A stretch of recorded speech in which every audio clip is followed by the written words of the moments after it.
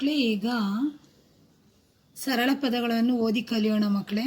ಋಣ ಋಣ, ಒಣ ಒಣ, ಛಲ ಛಲ, ಕಣ ಕಣ, ಹಣ ಹಣ, ಮಣ ಮಣ, ಗಣ ಗಣ, ಫಣ ಫಣ, ಔತಣ ಔತಣ, ಪಯಣ ಪಯಣ, ಕಣಜ ಕಣಜ, ಒರಟ ಒರಟ, ಐದಳ ಐದಳ,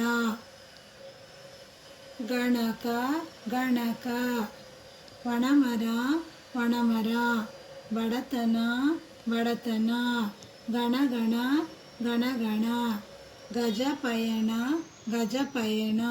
ಥ್ಯಾಂಕ್ ಯು ಚಿಲ್ಡ್ರನ್ಸ್.